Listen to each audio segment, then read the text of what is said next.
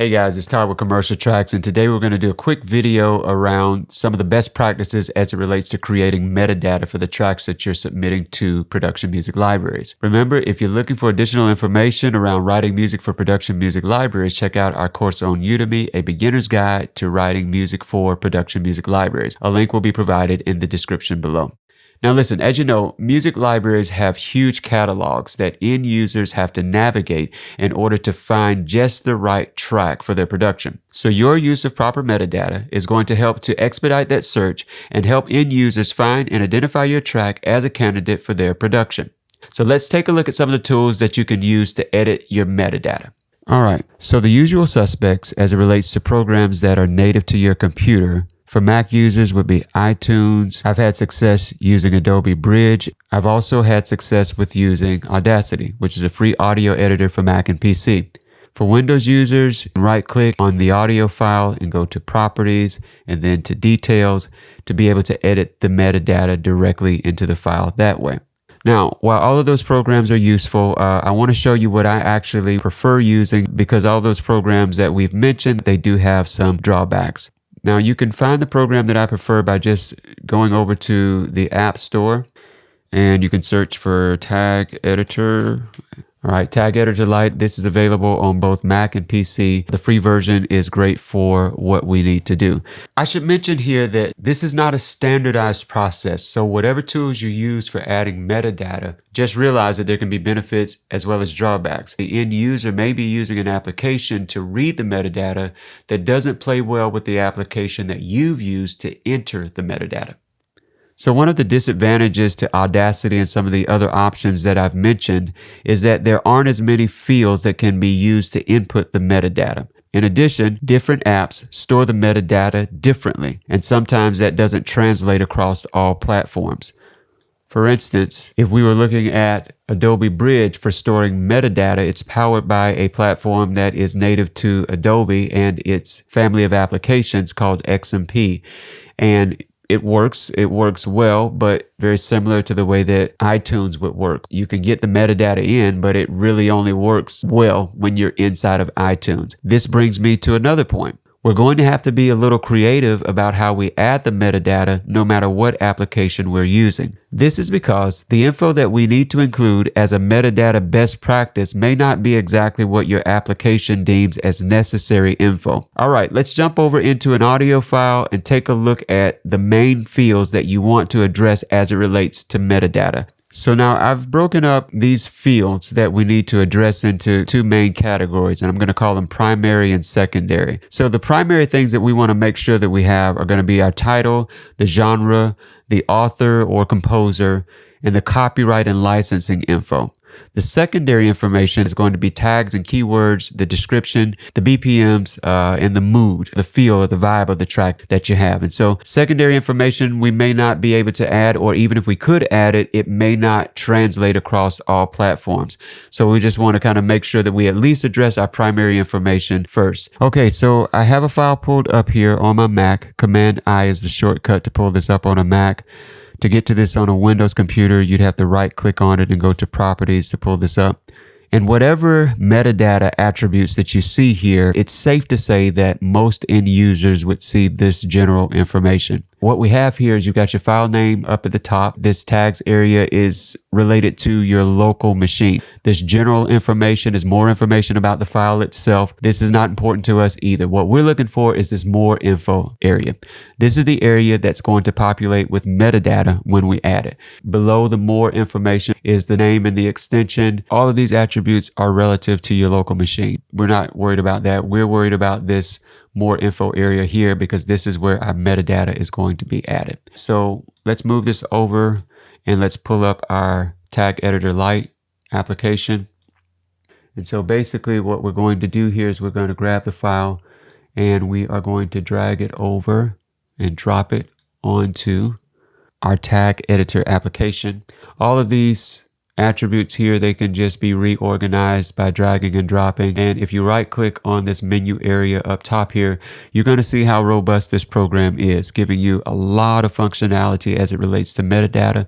But keep in mind that even though you have all this functionality, it doesn't mean that all of these attributes will show up. That means that we need to be creative with what we use, and we need to know which areas are going to show up. So my primary information is going to be any information that is important that I want to make sure that people have, no matter where they're viewing this file, they'll get all of the basic information that they need. Secondary information is typically going to be housed on a spreadsheet. All right, so let's take a look at what we have. So as far as artwork is concerned, this is not something that I would use or need, but I just want you to know that you can easily drag and drop that information in. So in this area, we're going to add the title of our song, which is Summer Nights. All right. And we hit enter. When we hit enter, we notice that it says edit here at the bottom, and there's a little icon that lets us show that there's something that I've changed here that can be saved or updated. So I'm going to save that. And when I save that, you'll notice that now that title shows up in my more info or my metadata field that's being populated here. It's kind of cool that you can see that happening in real time. All right, so we're going to be a little bit more creative with our album field here, because this is where I'm going to add some information as it relates to my website, where this file can be found or licensed if I want to make sure that people have that information. All right, so I'm going to copy, and I want to paste that information in here. All right, so we pasted that in. All right, and I'm going to enter that. All right, we're going to save.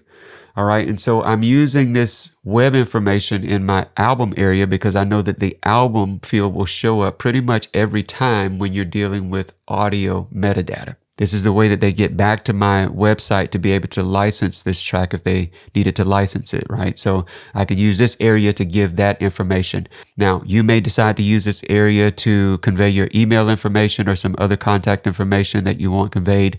All right, so the next thing that we see here is genre. I know that it's jazz. I might do a subgenre of smooth jazz.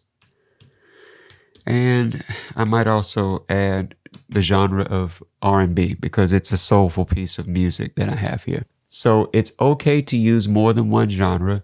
You may use the first genre as the main genre, and then you might use a couple of other subgenres. But as long as you don't go any more than I'd say about 3, then I think it's pretty good to use. So I'm going to save that, and that should update.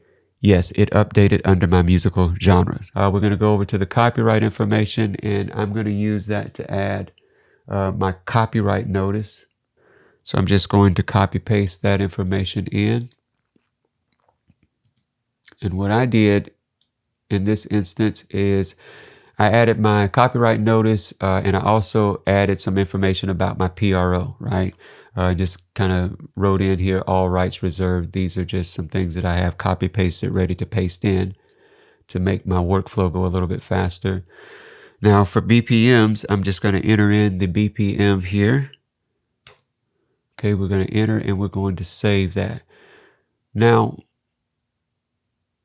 if you notice, the BPM information didn't actually transfer over. And so this is actually what I would consider secondary information. So it's not going to make it over into this area, even though my editor has given me the option and the ability to be able to add it.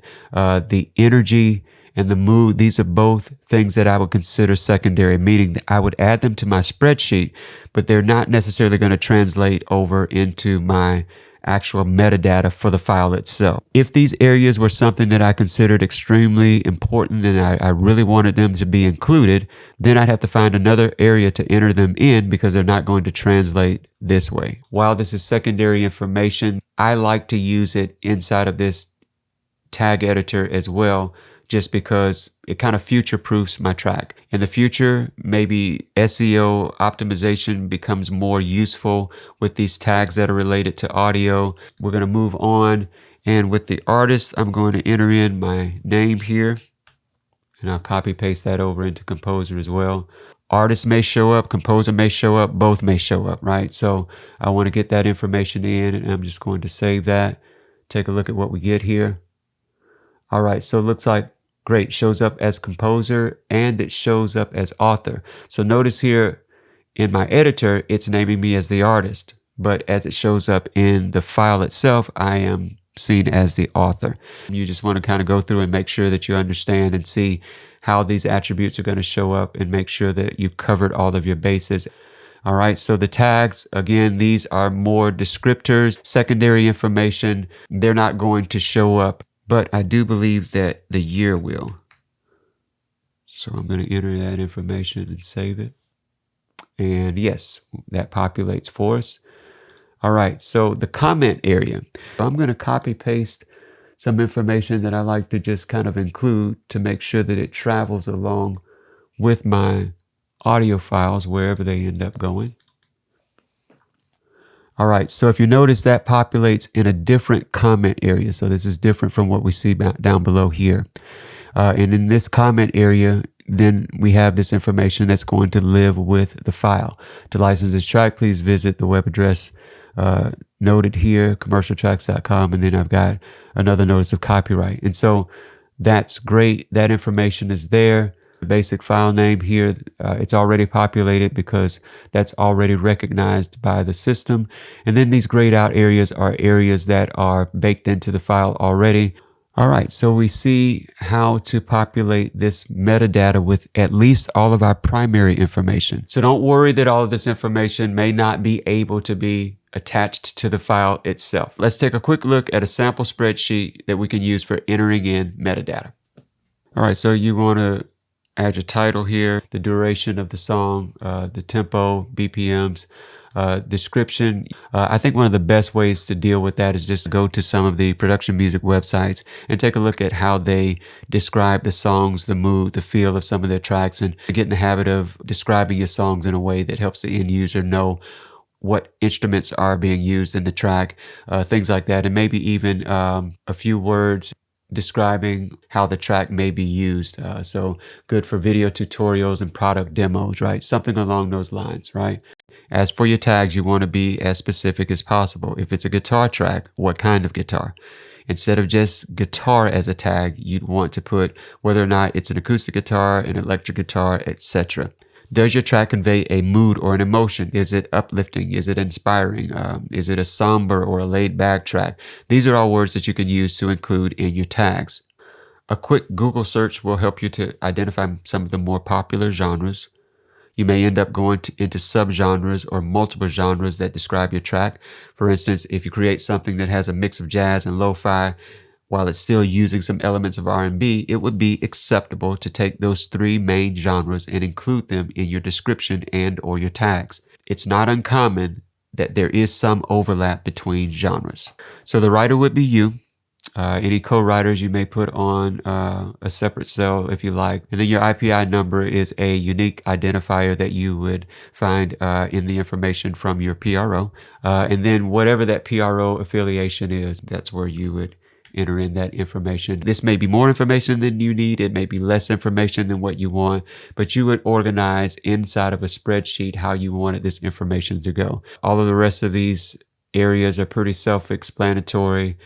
Who's performing the song, who is the master owner of the master track, and then all of your contact information, address information, phone number, email, and then original song title.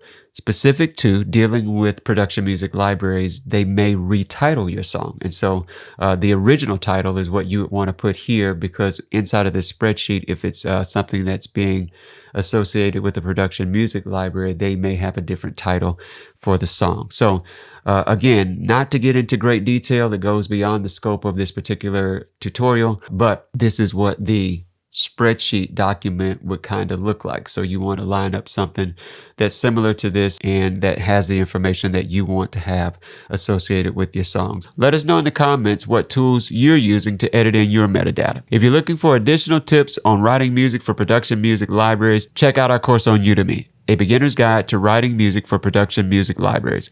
I'll provide a link in the description. Thanks for watching, and we'll see you next time.